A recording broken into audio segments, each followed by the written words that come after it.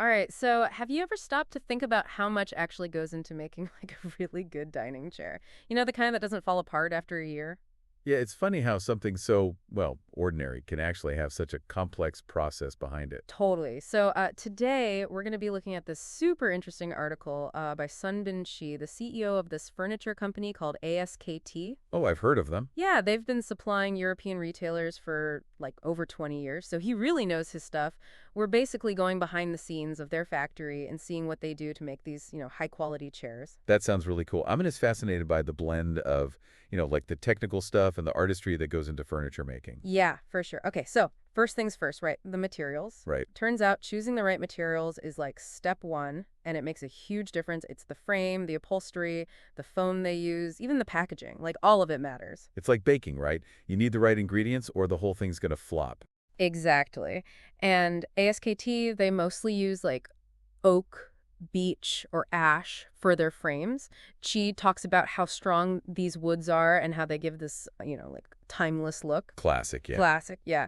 But they also work with metal, like steel, if they need something super strong. Makes sense. And aluminum when they want, a lighter, more modern design. That's smart. It gives them like the flexibility to create all these different styles. I wonder, do they ever combine wood and metal? Ooh, that's a good question. And speaking of choices, what about upholstery, fabric, faux leather, real leather? ASKT does it all, each with its own, pros and cons. It's got to be tricky finding that balance between how it looks, how long it lasts, and how easy it is to, take care of. I'm a big fan of fabric for the variety, like all those colors and patterns. But faux leather, that's a lifesaver with kids, am I right? Oh, totally. And then there's real leather, always a classic, but yeah, gotta be a little more careful with it. Now, get this, something we don't see, but makes a big difference is the foam under the upholstery. Oh, yeah, the foam. And they don't just use any old foam, they're all about high resilience foam. Oh, really? Do they, like, make their own or something? No, they test it like really rigorously. I mean, most people probably don't even think about the foam. So what kind of testing are we talking about here? Well, they use this foam that meets the German standard DIN NN 1038, Okay. meaning it can handle like over 100,000 compressions without losing its shape, Wow. right? Think about how many times you sit down and get up. Yeah, that's a lot of sitting. Plus, they also test to make sure there aren't any harmful VOC emissions. Oh, right, right. The chemicals that, like, pollute the air inside. Yeah, exactly. They really prioritize healthy materials and stuff. That's awesome. It's like they're thinking about our health, too. And it doesn't end there. Even their packaging is eco-friendly. They've switched to using honeycomb paper, which is biodegradable. Oh, wow. And get this, it's actually stronger than styrofoam. Really? Yeah, protects the chairs even better during shipping. Okay, now that's impressive. I love that they're thinking about sustainability, like even down to the packaging. Yeah, they're not messing around. Okay, so we've got the materials down, but obviously a chair is more than just like its parts, right? It has to be comfy and actually function in a room. That's where ASKT's focus on ergonomics comes in. Right. You don't want something that looks all fancy in a showroom, but then leaves you with a backache after dinner. No, for sure. They really think about everything, the seat height, the seat depth, even like the angle of the backrest. Oh, wow. And they actually have this whole separate room just for making samples where they test out different designs and materials before going into like full production. Really? You as like a furniture lab. Do they have people sit in the prototypes for hours, like to make sure they're actually comfortable? Well, I wouldn't be surprised, but yeah, it shows how much they like prioritize getting it right. You ready to move on to the factory floor? Yeah, let's see how these chairs actually come together. I'm super curious. Okay, so imagine this. We're walking onto the factory store. It's like high-tech machinery meets like serious craftsmanship. Pretty cool mix, right? Yeah, that's super interesting. It sounds like they've really streamlined the whole process. But I'm curious, how much is actually done by, like, hand? I mean, furniture making has this, like, artistic side to it that you wouldn't want to lose, right? Totally. I bet it's all about finding that like perfect balance. So for example, for the wood parts, they use these CNC routers. CNC routers. Yeah, these computer-controlled cutting machines to get those, precise shapes. But then they carefully monitor the moisture levels in the wood to make sure it doesn't warp or anything. Oh, right, right. Because wood, it's natural, so it, like, reacts to the environment and stuff. Smart. What about the metal frames? How do they ensure those are, like, super sturdy? They use these high-tech welding machines, and get this, they even have tests to check for, like microscopic cracks. You wouldn't even see them with the naked eye. Whoa. That's some serious attention to detail. No kidding. Now, the upholstery, that's where things get really interesting. They've got these heavy-duty sewing machines for stitching the fabric and leather, obviously.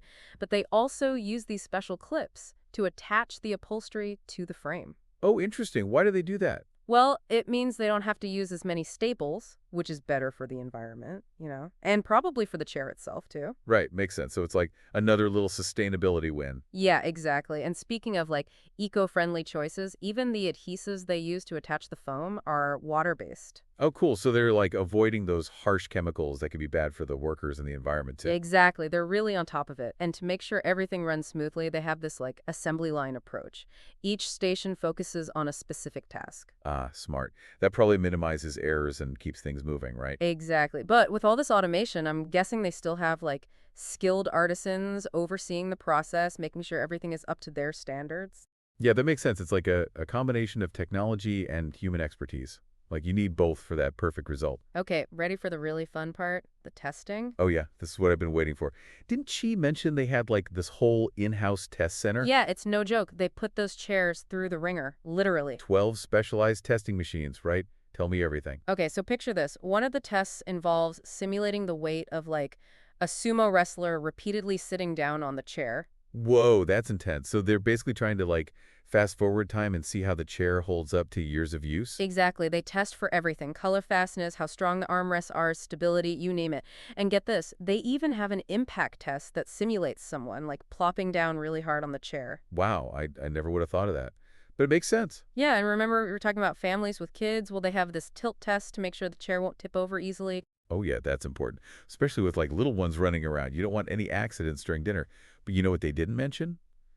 Any tests for like spills or stains?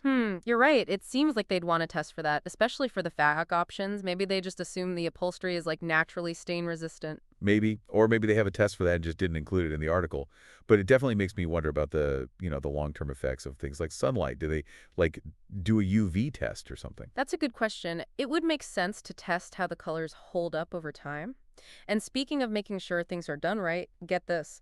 Their quality inspectors actually wear video recorders during the inspections. No way. That's like next level transparency. Right. And if there's ever an issue, they can go back and like review the footage. It's like a black box for furniture. That's wild. I love that. So they're really serious about accountability. Oh, yeah. And it doesn't stop at the chairs themselves. They even test the packaging rigorously. Oh, right. I mean, a damaged chair is no good to anyone. Got to make sure it arrives in perfect condition. Exactly. They do drop tests, vibration tests, all sorts of stuff. Okay, so let's say the chairs have passed all the tests. What happens next? Well, I'm imagining this is where they take care of any like tiny imperfections, maybe add a final coat of finish and just make sure everything is like perfect before it gets packed up and shipped out. The final touches. You got it. It's all about those little details. They even have these sample rooms that are designed to look like actual German living spaces. Really? Why do they do that? So buyers can see how the chairs would actually look in a real home. That's smart. It's like those virtual room design tools, but in real life. Yeah, exactly. It helps people visualize and like make a more informed decision. And then finally, the chairs are carefully packaged using that honeycomb paper we talked about. Plus, corner protectors, clear labeling. They even include QR codes that link to like assembly videos and care instructions. Wow, they really think of everything. So we've basically covered the whole journey, right? From like raw materials all the way to that chair arriving at your door. But what I'm wondering is, why should all this matter to like the average person? Why should they care about all this detail? It's easy to take things for granted, but I think knowing the story behind something, like how much effort and care goes into making it, changes how you see it. Yeah, for sure. Like I think we've done a good job of like unpacking that here.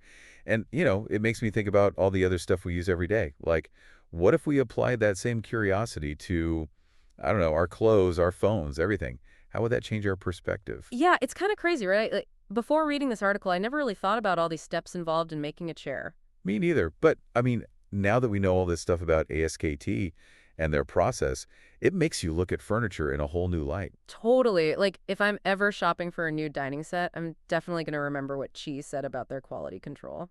Yeah, knowing that they're putting in that much effort to make sure their chairs are like durable and safe, that's a big deal. For sure. It's like, you're not just buying a chair, you're buying peace of mind. Exactly. And it's not just about like the chair lasting a long time. It's also about knowing that it's, well-made and safe for your family. Right. And we talked about how SKT is really focused on sustainability too. Yeah, all that stuff about like the wood they use and the eco-friendly packaging, I mean, that really makes a difference Yeah, it shows that they actually care about the environment, which is super important to me. to me too. And you know what? It makes me more likely to like choose their chair over a brand that doesn't prioritize those things. Absolutely. It's all about voting with your wallet, right? Yeah, exactly. And speaking of things that are important to me, remember all that stuff about their safety testing? Oh, yeah, with all those crazy machines. Yeah, like knowing they go through all that trouble to make sure their chairs are safe, that really gives me peace of mind, especially if you have kids.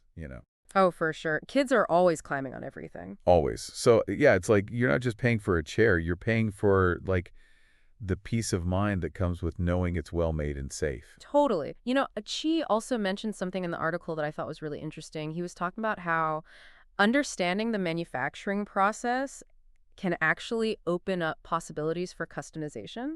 Oh, really? Like, how so? Well, he was saying that if you know how a chair is made, you can actually ask for specific modifications. Like maybe you want a different type of fabric for the upholstery, Oh, okay, yeah. or maybe you need the seat height adjusted slightly. Oh, that's smart. Yeah, it basically empowers you to get exactly what you want. Right, right. Instead of just like picking from whatever's in the store, you can actually get something that's like perfectly tailored to your needs. That's cool. Yeah, it's like you're not just a customer, you're kind of like part of the design process. Yeah, I like that.